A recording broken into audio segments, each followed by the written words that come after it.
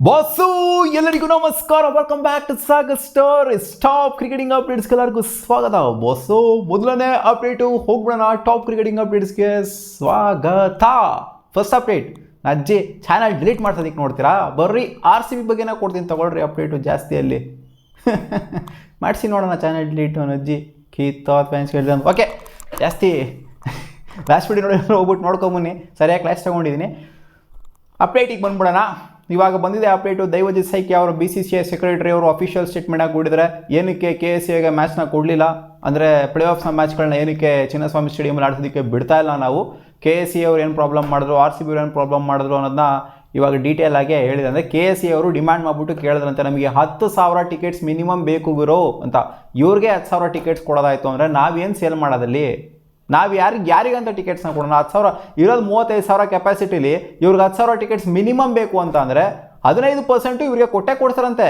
15% ಹೊರತುಪಡಿಸಿ ಇವರಿಗೆ ಇನ್ನು ಅವ್ರಿಗೆ ಕ್ಲಬ್ ಅವ್ರಿಗೆ MLAಗಳಿಗೆ MP ಗಳಿಗೆ ಇವ್ರಿಗೆ ಎಲ್ಲರಿಗೂ ಬೇಕು ಅಂತ ಹೇಳಿದ್ರಿಂದ ಕ್ಲಾರಿಟಿ ಕೊಟ್ಟಿರಲಿಲ್ಲ BCCI ಅವರು. ಜಸ್ಟು ನಾವು ಅವ್ರದನ್ನ ಡಿಮ್ಯಾಂಡ್ಸ್ಗಳನ್ನ ಫುಲ್ಫಿಲ್ ಮಾಡೋಕ್ಕಾಗಲ್ಲ ಅಂತ ಹೇಳಿದರು. ಬಟ್ ಇವಾಗ ಕ್ಲಾರಿಟಿ ಕೊಟ್ಟಿದ್ದಾರೆ. 10,000 ಟಿಕೆಟ್ಸ್ ಬೇಕಂತೆ KSCಗೆ ಎಲ್ಲರಿಗೂ ಹಂಚೋದಿಕ್ಕೆ.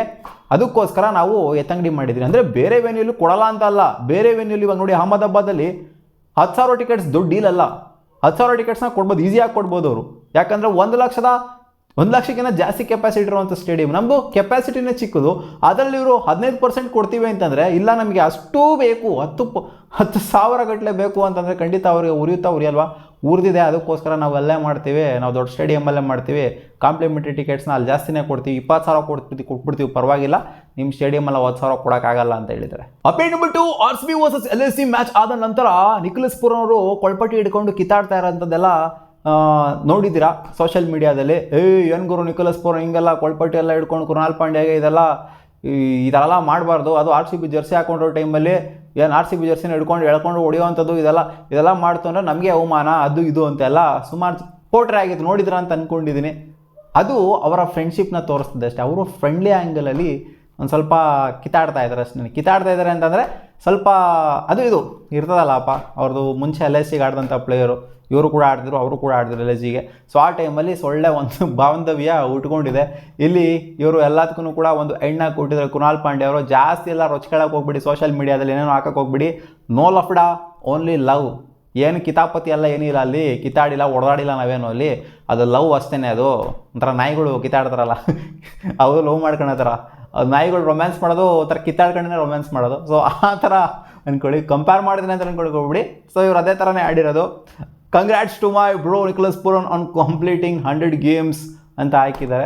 ಸೊ ಇವ್ರು ಕಂಗ್ರ್ಯಾಚುಲೇಷನ್ಸ್ನೇ ಹೇಳಿದರೆ. ನಿಖಿಲಸ್ ಪೂರನ್ಗೂ ನನಗೂ ಯಾವುದೇ ದ್ವೇಷ ಇಲ್ಲ ಆ್ಯಂಡ್ ನಾವು ಹೊಡೆದಾಡಿಲ್ಲ, ಜಸ್ಟ್ ಅದು ಲವ್ ಅಷ್ಟೇ ಅಂತ ಹೇಳಿದ್ದಾರೆ, ಕ್ಲಾರಿಟಿ ಕೊಟ್ಟಿದ್ದಾರೆ. ಅಪ್ಡೇಟ್ ನಂಬರ್ 3, ಸಂಜಯ್ ಮಂಜ್ರೇಕರ್ ಒಂದು ಓಪನ್ ಸ್ಟೇಟ್ಮೆಂಟ್ ಆಗಿ ಕೊಟ್ಟಿದ್ದಾರೆ. ಇಲಾಗರು T20 ಬತ್ತಾ ಸಿಕ್ಕಾಪಟ್ಟೆ ಬ್ಯಾಟಿಂಗ್ ಫ್ರೆಂಡ್ಲಿ ಆಗ್ತಾ ಇದೆ, ಲಾಂಗರ್ ಬೌಂಡ್ರೀಸು ಬೇಕು ನನಗೆ. ಈ ಚಿನ್ನಸ್ವಾಮಿ ಸ್ಟೇಡಿಯಂ ಆಗಿರಲಿ, ಜೊತೆಗೆ ಚಿಕ್ಕ ಸ್ಟೇಡಿಯಂ ಕೋಟ್ಲಾನಾದರೂ ಆಗಿರಲಿ, ಜೊತೆಗೆ ಮುಂಬೈನ ವಾಂಖೆಡೆ ಸ್ಟೇಡಿಯಂ ಆದರೂ ಆಗಿರಲಿ. ಸೊ ಈ ಸ್ಟೇಡಿಯಂಗಳೆಲ್ಲ ಫಿಟ್ ಇಲ್ಲ, ಅಂದರೆ ಎಲಿಜಿಬಲ್ ಇಲ್ಲ, ನನ್ನ ಪ್ರಕಾರ ಎಲಿಜಿಬಲ್ ಇಲ್ಲ T20ನ ಹೋಸ್ಟ್ ಮಾಡೋದಕ್ಕೆ, IPL ಮ್ಯಾಚ್ಗಳನ್ನ ಹೋಸ್ಟ್ ಮಾಡೋದಕ್ಕೆ. ಈ ವೆನ್ಯೂಗಳಿಂದ ಬೇರೆ ವೆನ್ಯೂಗಳಿಗೆ ಶಿಫ್ಟ್ ಮಾಡಬೇಕು, ಲಾಂಗರ್ ಬೌಂಡ್ರೀಸ್ಗಳು ಇರಬೇಕು. ಯಾಕೆಂತಂದರೆ ಬೌಲರ್ಸ್ಗಳ ಗ್ರೇವಿ ಯಾರ್ಡ್ ಆಗೋಗ್ಬಿಟ್ಟಿದೆ T20 ಫಾರ್ಮೆಟ್ ಅನ್ನೋಂಥದ್ದು ಇಂಪ್ಯಾಕ್ಟ್ ಪ್ಲೇಯರು ಬಂದಾಗಿಂದ. ಸೊ ಬೌಲರ್ಸ್ಗಳು ಸಿಕ್ಕಾಪಟ್ಟೆ ಪೆಟ್ಟು ತಿಂತಾ ಇದ್ದಾರೆ, ಒಳ್ಳೆ ಬೌಲರ್ಸ್ನ ನೋಡೋವಂಥದ್ದೇ ಆಗ್ತಾ ಇಲ್ಲ.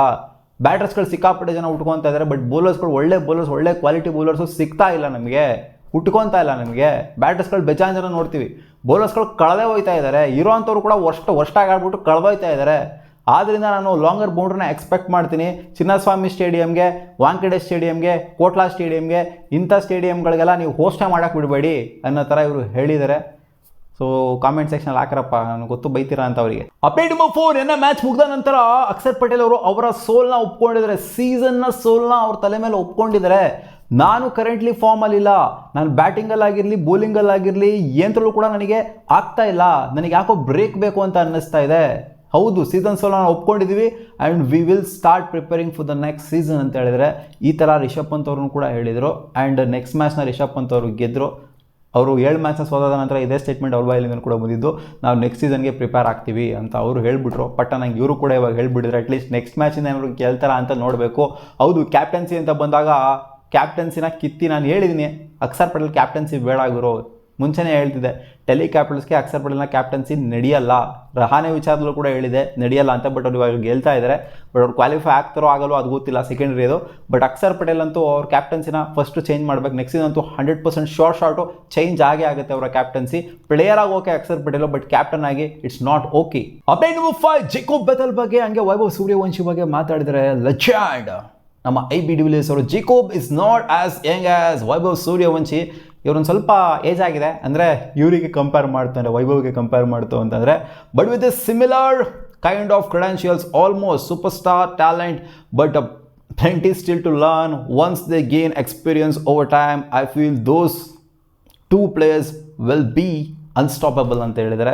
ಎಕ್ಸ್ಪೀರಿಯನ್ಸ್ ಇನ್ನೂ ಕೊರತೆ ಇದೆ ಅವರಿಗೆ. ಎಕ್ಸ್ಪೀರಿಯನ್ಸ್ ಏನಾದ್ರು ಇನ್ನೂ ಬಂತು ಅಂತ ಅಂದರೆ, ಎಲ್ಲ ಸಕಾಲಾಗಿ ತಿಳ್ಕೊಂಡ್ರು ಅಂತ ಅಂದರೆ, ಇವಾಗ ಇನ್ನೂ ಎಕ್ಸ್ಪೀರಿಯನ್ಸ್ ಸ್ವಲ್ಪ ಕಾಡ್ತಾ ಇದೆ ಅವರಿಗೆ, ಸ್ವಲ್ಪ ತಿಳ್ಕೊಂಡ್ರು ಅಂತ ಅಂದರೆ ಅನ್ಸ್ಟಾಪಬಲ್ ಪ್ಲೇಯರ್ ಆಗ್ತಾರೆ. ಇಬ್ಬರೂ ಕೂಡ ಸಖತ್ ಪ್ಲೇಯರ್ಸೇನೆ ಅಂತ ಹೇಳಿದ್ದಾರೆ. ಹೌದು, ಸಖತ್ ಪ್ಲೇಯರ್ಸೇನೆ. ಬಟ್ ಜೇಕೋಬ್ ಬೆಥೆಲ್ ಕರೆಂಟ್ಲಿ ಫಾರ್ಮಲ್ಲಿಲ್ಲ. ವೈಭವ್ ಸೂರ್ಯವಂಶಿ ಕರೆಂಟ್ಲಿ ಒಂಥರ ಓಡೋ ಕುದುರೆ ಹಿಡಿತಾರೆ ಅಂತ ಹೇಳ್ತಾರಲ್ಲ, ಓಡ್ತಾ ಇದ್ದಾರೆ. ಅದು ಯಾವಾಗ ಬಿಡುತ್ತೋ ಗೊತ್ತಿಲ್ಲ. ಎಂತೆಂಥ ಲೆಜೆಂಡ್ಸ್ಕೊಂಡು ಹೋಗ್ಬಿಟ್ಟಿದ್ದೀವಿ ಕುದುರೆ ಬಿದ್ದಿರೋದನ್ನ. ವಿರಾಟ್ ಕೊಹ್ಲಿನ ರನ್ ಹೊಡಿಯೋಕ್ಕೆ ಪರದಾಡಿರೋದು ನೋಡಿದ್ದೀವಿ. ಆ 2020 ಟೈಮಲ್ಲಿ ಸಿಕ್ಕಾಪಟ್ಟೆ ಆ ಕೊರೋನಾ ಆದ ನಂತರ ಯಾವ ಥರ ಕೊರೋನಾ ಟೈಮಲ್ಲೇ ಯಾವ ಥರ ವಿರಾಟ್ ಕೊಹ್ಲಿ ಪರದಾಡಿದ್ರು ಒಂದು ಸೆಂಚುರಿ ಹೊಡಿಯೋದಕ್ಕೆ ಅಂತೆಲ್ಲ ನೋಡ್ಬಿಟ್ಟಿದ್ವಿ. ಸೊ ಓಡಲಿ ಎಷ್ಟು ದಿನ ಓಡುತ್ತೆ ಕುದುರೆ, ಬೀಳುತ್ತೆ, ಆಮೇಲೆ ಬಿದ್ದಾಗ ಎದ್ದೇಳೋದಿದೆಯಲ್ಲ, ಅದು ನಾವು ನೋಡಬೇಕು ಅಂತ ಅನ್ಕೊಂಡಿದ್ದೀನಿ ವೈಭವ್ ಸೂರ್ಯವಂಶಿದು. Update number 6 Lanka premier league ಅಂತ ಬಂದಾಗ ನೋಡಿ, ಹೊಸದಾಗಿ ಏನೋ ಒಂದು ತಗೊಂಬಂದ್ಬಿಟ್ಟಿದ್ರು. ಇದು ಸಿಕ್ಕಾಪಟ್ಟೆ ಆಶ್ಚರ್ಯ ಮೂಡಿಸಿದೆ. ಇದು ಲಂಕಾ ಪ್ರೀಮಿಯರ್ ಲೀಗಾ ಅಥವಾ ಇನ್ಫ್ಲೂಯೆನ್ಸರ್ಸ್ ಪ್ರೀಮಿಯರ್ ಲೀಗಾ ಅಂತ. ಹೌದು ಗುರು, ಕ್ರೆಡೆನ್ಷಿಯಲ್ಸಲ್ಲಿ ಇದನ್ನು ಕೂಡ ಇಟ್ಟಿದ್ದಾರಂತೆ. ಇವಾಗ ಐಕಾನ್ ಪ್ಲೇಯರ್ಸ್ ಅಂತ ಹೇಳ್ತಾರೆ, ಸ್ಟಾರ್ ಪ್ಲೇಯರ್ಸ್ ಮತ್ತು ಐಕಾನ್ ಪ್ಲೇಯರ್ಸ್ ಅಂತ ಶ್ರೀಲಂಕಾ ಪರವಾಗಿ. ಅಂದರೆ ಎಲ್ಲರಿಗೂ ಬೇಕು ಅಂತ ಹೇಳ್ತಿಲ್ಲ, ಬಟ್ ಐಕಾನ್ ಮತ್ತು ಸ್ಟಾರ್ ಪ್ಲೇಯರ್ಸ್ನ ಇವರು ಆ ಥರ ಆಗ್ಬಿಟ್ಟು ರಿಜಿಸ್ಟರ್ ಆಗಬೇಕಾದ್ರೆ ಲಂಕಾ ಪ್ರೀಮಿಯರ್ ಲೀಗಲ್ಲಿ. ಸೊ ಇವ್ರಿಗೆ 250Kಗಿಂತ ಜಾಸ್ತಿ ಫಾಲೋವರ್ಸ್ ಇರಬೇಕಂತೆ ಗುರು ಇನ್ಸ್ಟಾಗ್ರಾಮಲ್ಲಿ. 250Kಗಿಂತ ಕಡಿಮೆ ಫಾಲೋವರ್ಸ್ ಇತ್ತು ಅಂದರೆ ಇವರು ಐಕಾನ್ ಸ್ಟಾರ್ ಅಲ್ವಂತೆ ಅಥವಾ ಸ್ಟಾರ್ ಅಲ್ವಂತೆ. ಏನೇ ಆಗಿದ್ರು ಕೂಡ ಸಗದಾಗಿ ಪ್ರೂವ್ ಮಾಡಿದ್ರು ಕೂಡ ಇವ್ರು ಸ್ಟಾರ್ ಅಲ್ವಂತೆ.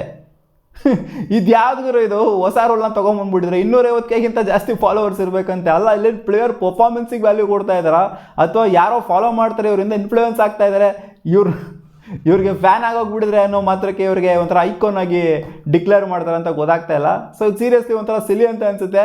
ಬಟ್ ಅವರಿಗೆ ಶ್ರೀಲಂಕಾ ಅಂತ ಸ್ಟ್ಯಾಂಡರ್ಡ್ಸ್ಗೆ ನೋಡ್ತು ಅಂತ ಅಂದಾಗ ಖಂಡಿತ ಫಾಲೋವರ್ಸ್ಗಳ ಅವಶ್ಯಕತೆ ಅಂತೂ ಇರುತ್ತೆ. ಒಬ್ಬ ಸ್ಟಾರ್ ಪ್ಲೇಯರ್ನ ನೋಡೋವಂಥ ರೀತಿ ಇಲ್ಲ, ಇವರು ಸ್ಟಾರ್ ಪ್ಲೇಯರು, ಇವರು ಐಕಾನ್ ಪ್ಲೇಯರು ಅಂತ ನೋಡಬೇಕು ಅಂತಂದರೆ ಫಾಲೋವರ್ಸ್ ಇರಬೇಕು ಅಂತ ಇವ್ರು ಎಕ್ಸ್ಪೆಕ್ಟ್ ಮಾಡ್ತಿದ್ದಾರೆ ನಂತರ ಕಾಣಿಸ್ತಾ ಇದೆ. ಗೊತ್ತಿಲ್ಲ, ಬಾಯಿ ಮುಚ್ಕೋಬೇಕಷ್ಟೇ. ಅಪ್ಡೇಟ್ ನಂಬರ್ 7 ನೆನ್ನೆ ಮ್ಯಾಚ್ ಆದ ನಂತರ ಒಂದು ಸ್ಟೇಟ್ಮೆಂಟ್ ಹಾಕಿ ಕೊಟ್ಟಿದ್ದಾರೆ ಕ್ಯಾಮ್ರಾನ್ ಗ್ರೀನ್ ಅವರು. ಫಿನ್ ಆಲನ್ ಅವ್ರಿಗೆ ನಾನು ಮ್ಯಾಚ್ ಮಾಡ್ತಾ ಇದ್ದೆ, ಅವ್ರ ಸೆಂಚುರಿ ಆಗೋದನ್ನ ನಾನು ಕಾಯ್ತಾ ಇದ್ದೆ. I did the match for fin Alan when 30 runs were needed. I told him that he has a chance to get 8 ಅಂತ. ಸೊ ಹೌದು, ಅವರು ಮ್ಯಾಚ್ನ ಮಾಡಿರಲಿಲ್ಲ ಅಂತಂದರೆ ಅವರನ್ನು ಅಗ್ರೆಸಿವ್ ಆಗಿ ಆಡಿತ್ತು ಅಂತಂದಿದ್ರೆ ನೋಡಿದ್ದೀವಿ ಸುಮಾರು ಸಲ. ಎಲ್ಲ ಪಟ್ಪಟನಂಗೆ ಹೊಡ್ಬಿಟ್ಟು ಮುಗಿಸ್ಬಿಡ್ತಾರೆ. ಪ್ಲೇಯರ್ದು ಸೆಂಚುರಿ ಒಂದು ಸ್ವಲ್ಪ ಇಲ್ಲ ಆಗೋರು, ನಾನು ಟೀಮ್ಗೋಸ್ಕರ ಆಡೋಣ ಅಂತ ಬರ್ತಲ್ಲ mind set. For example Pandya, ಸುಮಾರು ಸಲ ನೋಡಿದ್ವಿ. ಪಾಂಡ್ಯ ಎಲ್ಲ ಇದ್ದಿತ್ತು ಅಂದರೆ ಹೊಡೆದು ಮುಗಿಸ್ಬಿಟ್ರೆ ಅವ್ರು ಅಷ್ಟೇನಲ್ಲಿ. ಈ ಟೈಮಲ್ಲಿ ಹೊಡೆಯೋದು ಪಾಂಡ್ಯ, ಈ ಸೆಂಚುರಿ ಆಗುವಂಥ ಟೈಮಲ್ಲಿ, 50 ಆಗುವಂಥ ಟೈಮಲ್ಲಿ. ಈ ಟೈಮ್ ಇತ್ತು ಅಂದರೆ ಕೇಳಂಗೇನೇ ಇಲ್ಲ, ಹೊಡೆದ್ಬಿಡ್ತಾರೆ. ಆ ಪ್ಲೇಯರ್ 48 ಅಷ್ಟೇ, 49 ಅಷ್ಟೇ, ಇವರೇ ಹೊಡೆದ್ಬಿಡ್ತಾರಲ್ಲಿ. ನಂಗೆ ಟೀಮ್ ಮುಖ್ಯ ಆಗೋರು, ನಂಗೆ ಇಂಡಿವಿಜುವಲ್ ಸ್ಟ್ಯಾಟ್ಸ್ ಮ್ಯಾಟ್ರೇ ಆಗಲ್ಲ ಅಂತ ಪಾಂಡ್ಯ ಹೇಳೋದು. ಬಟ್ ಇವ್ರು ನೋಡಿ ಲೆಕ್ಕಾಚಾರ ಹಾಕೊಂಡಿದ್ರಂತೆ, ಅಲ್ಲಿ 30 ರನ್ ಇದ್ದಾಗಲೇ ಲೆಕ್ಕಾಚಾರ ಹಾಕೊಂಡಿದ್ರಂತೆ, ಈ ಥರ ಮಾಡಿದ್ರೆ ಈ ಥರ ಹೊಡಿಬೋದು ಒಂದು ಸೆಂಚುರಿ ಅಂತ. ಅಪ್ಡೇಟ್ ನಂಬರ್ 8 ಹಾರ್ದಿಕ್ ಪಾಂಡ್ಯನೂ ಕೂಡ ಕಂಟೆನ್ಷನ್ ಇದೆ ಅಂತಪ್ಪ, ಮುಂದಗಡೆ ಇದ್ದಾರಂತೆ, ಫ್ರಂಟ್ ಎಂಡಲ್ಲಿ ಇದ್ದಾರೆ ಅಂತ ಅಪ್ಡೇಟ್ ಬರ್ತಾ ಇದೆ. ಶ್ರೇಯಸ್ ಅಯ್ಯರ್ನ ಜೊತೆಗೆ. ಶ್ರೇಯಸ್ ಅಯ್ಯರ್ದು ನನ್ನೆಲ್ಲ ಸಿಕ್ಕಾಪಟ್ಟೆ ಅಪ್ಡೇಟ್ ಬಂದು. ಹೌದು, ಈ ಒಂದು IPL ಆಗ್ತಾ ಇದ್ದಂಗೆ ಬರುವಂಥ ಸೀರೀಸ್, ಐರ್ಲೆಂಡ್ ಸೀರೀಸು, ಇಂಗ್ಲೆಂಡ್ ಸೀರೀಸ್ಗೆ ಶ್ರೇಯಸ್ ಅಯ್ಯರ್ಗೆ ಕ್ಯಾಪ್ಟನ್ಸಿನ ಕೊಡ್ತಾರೆ. T20 ಸ್ಕ್ವಾಡ್ದು ಅನ್ನೋ ಥರ ಸೂರ್ಯನ ಅಟ್ಬಿಟ್ಟು ಇವ್ರಿಗೆ ಕ್ಯಾಪ್ಟನ್ಸಿ ಕೊಡ್ತಾರೆ ಅನ್ನೋ ಥರ ಅಪ್ಡೇಟು ಬಂದಿತ್ತು. ಬಟ್ ಇವಾಗ ಇವರು ಕೂಡ ರೇಸಲ್ಲಿ ಇದ್ದಾರೆ ಅವ್ರ ಜೊತೆಗೆ ಅಂತ ಅಪ್ಡೇಟ್ ಇದೆ. ನನಗೇನೋ ಅನ್ನಿಸ್ತಿಲ್ಲ ಹಾರ್ದಿಕ್ ಪಾಂಡ್ಯಗೆ ಕ್ಯಾಪ್ಟನ್ಸಿನ ಟೀಮ್ ಇಂಡಿಯಾದು ಕೊಡ್ತಾರೆ ಅಂತ. ಯಾಕಂದರೆ ಮುಂಬೈ ಇಂಡಿಯನ್ಸ್ಗೆ ಅವರೇನು ಅಷ್ಟನ್ನಾಗಿ ಪ್ರೂವ್ ಮಾಡಿಲ್ಲ. ಈ ಒಂದು ಫ್ಲಾಪ್ ಶೋ ತೋರಿಸ್ತಾ ಇರೋಂಥ ಟೈಮಲ್ಲಿ 3 ಸೀಸನ್ ಕೂಡ ಫ್ಲಾಪ್ ಶೋ ತೋರಿಸಿರೋಂಥ ಟೈಮಲ್ಲಿ, ಲಾಸ್ಟ್ ಸೀಸನ್ ಪರವಾಗಿಲ್ಲ, ಬಟ್ 2 ಸೀಸನ್ ಫ್ಲಾಪ್ ಶೋ ತೋರಿಸಿರೋಂಥ ಟೈಮಲ್ಲಿ ಇವರು ಮತ್ತೆ ಕರೆದ್ಬಿಟ್ಟು ಕ್ಯಾಪ್ಟನ್ಸಿನ ಕೊಡ್ತಾರೆ. ಅದು ಒಂದ್ಸಲ ಕಿತ್ಕೊಂಡಿರುವಂಥ ಕ್ಯಾಪ್ಟನ್ಸಿ. GTಗೆ ಕ್ಯಾಪ್ಟನ್ಸಿ ನಿಭಾಯಿಸಿದಾಗ ಇಂಡಿಯನ್ ಟೀಮ್ ಕ್ಯಾಪ್ಟನ್ಸಿನ ಕೂಡ ಇವರಿಗೆ ಸಿಕ್ಕಿತ್ತು. ಆ ಟೈಮಲ್ಲಿ ಕಿತ್ಕೊಂಡ್ರು. ಯಾರ್ಯಾರೋ ಕ್ಯಾಪ್ಟನ್ 6 ಅವರೆಲ್ಲ ಕ್ಯಾಪ್ಟನ್ ಆಗೋಗ್ಬಿಟ್ರು ಇಂಡಿಯನ್ ಟೀಮಿಗೆ. ಸೊ ಕಿತ್ಕೊಂಡಂಥದ್ದು ಸೂರ್ಯಕುಮಾರ್ ಯಾದವ್ಗೆ ಕೊಟ್ಟಂಥದ್ದು ಮತ್ತೆ ವಾಪಸ್ ಬರಲಿಲ್ಲ ಹಾರ್ದಿಕ್ ಪಾಂಡ್ಯ ಅವರ ಕೈಗೆ. ಮತ್ತೆ ಬರುತ್ತೆ ಅಂತಲೂ ಕೂಡ ಅನ್ನಿಸ್ತಿಲ್ಲ. ಹೋಯ್ತು ಅಂತಂದರೆ ಇದು ಶ್ರೇಯಸ್ ಅಯ್ಯರ್ ಕೈಗೆ ಹೋಗುತ್ತೆ ಅಂತ ಅನ್ನಿಸ್ತಾ ಇದೆ. ಹಾರ್ದಿಕ್ ಪಾಂಡ್ಯ ಒಳ್ಳೆ ಪ್ಲೇಯರ್ ಗುರು, ಒಳ್ಳೆ ಪ್ಲೇಯರ್ ಆಗಿನೇ ಆಡೋದಕ್ಕೆ ಬಿಟ್ಬಿಟ್ರಿ ಅವ್ರನ್ನ. ಕ್ಯಾಪ್ಟನ್ಸಿ ಎಲ್ಲ ಕೊಟ್ಬಿಟ್ಟು ಹಾಳು ಮಾಡಿಬಿಟ್ರಿ ಸುಮ್ಮನೆ. ಮತ್ತೆ ಸಿಗುವ ಮುಂದಿನ ವಿಡಿಯೋದಲ್ಲಿ ಗಾಯ್ಸ್ ಇಷ್ಟವಾಗಿದ್ದು ಟಾಪ್ ಕ್ರಿಕೆಟಿಂಗ್ ಅಪ್ಡೇಟ್ಸ್. ನಿಮಗೆ ವಿಡಿಯೋ ಸ್ವಲ್ಪ ಇಷ್ಟ ಆಗಿರೋ ಲೈಕ್ ಮಾಡಿ.